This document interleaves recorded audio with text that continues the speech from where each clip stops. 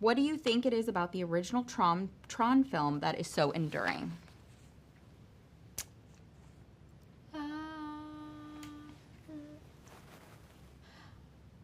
I think the original Tron film is so enduring because it kind of encapsulated our human fascination with all things related to the emerging computer tech world. And as science fiction has been something that we have used as parable for so many decades, it has been a way for us to work out our greatest fears and curiosities and imaginations. And so I guess as tech and CGI and artificial intelligence and the impact that that can have on film has expanded, you know, seeing the ultimate manifestation of that in a film,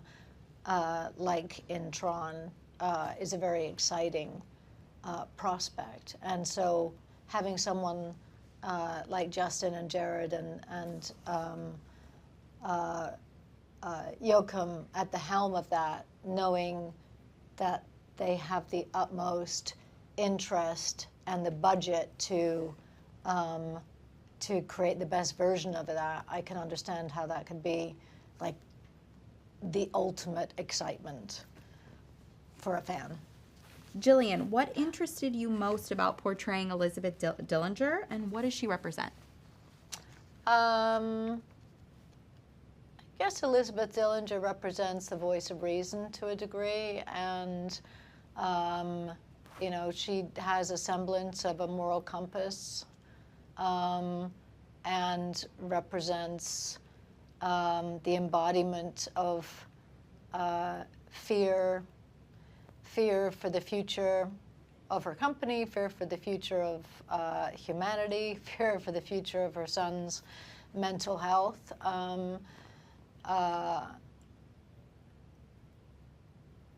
You know, but there's that she also understands the world. You know, she comes from this world, and she really understands not just the dangers that he's getting caught up in, but also there is slightly a part of her that is a little bit curious, and a little bit excited and impressed.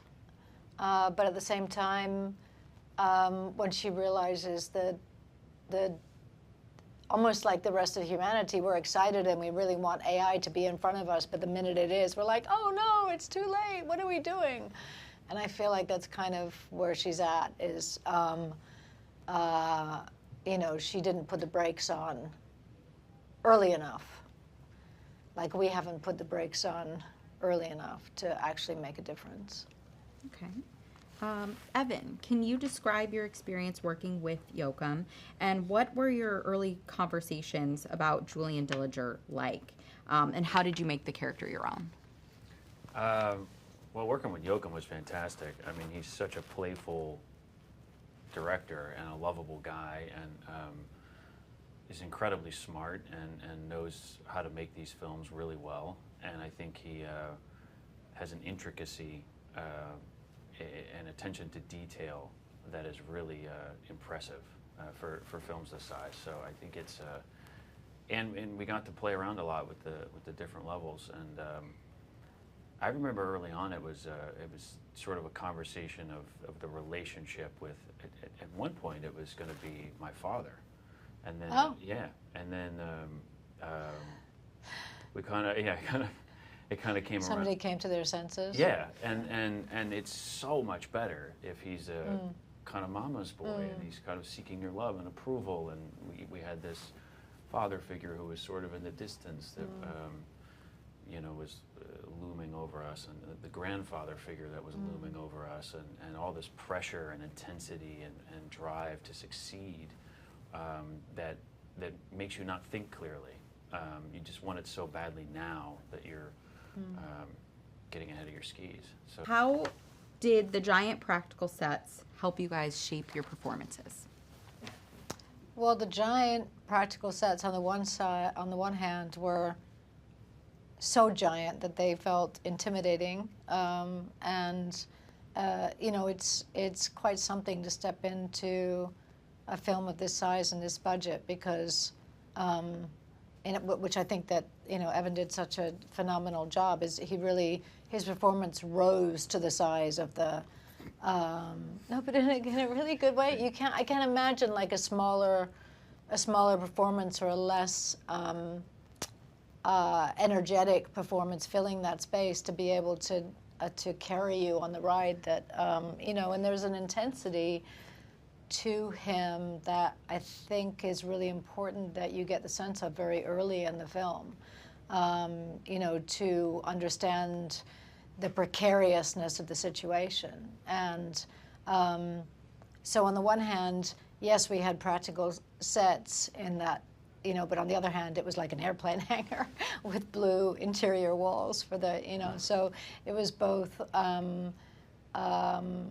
helpful and unhelpful all at the same time.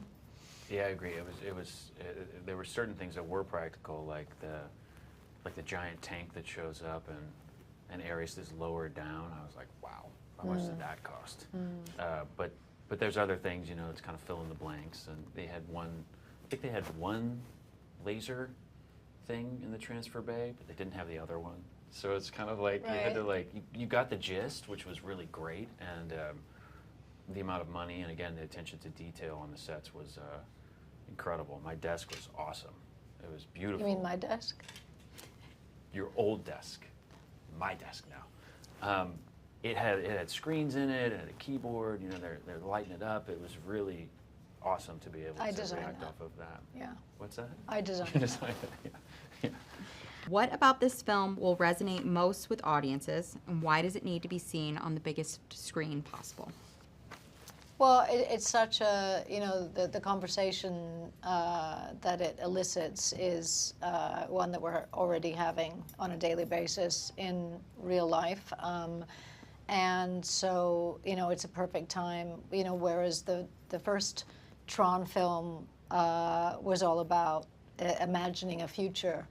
This Tron film is about, you know, imagining something that is actually here in our present and that we're having to grapple with on a daily basis. And so it feels incredibly prescient, but also it's, you know, it's clearly done in a very competent and thrilling way by the team that put the film together. And it's, you know, it's a wild ride, and it has the most incredible soundtrack by the Nine Inch Nails, and the CGI, and also the, you know, the performances are so fantastic, and there's lots of chase scenes, and there's, you know, it's pretty much something for everybody. And so, you know, if you can see it in an IMAX theater, I would say do yourself a favor and do that. And if not, see it on the biggest screen you possibly can, because it's really awesome.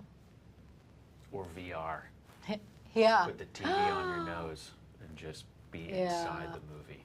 That's such a good idea. Forever. Forever. Just put it on repeat.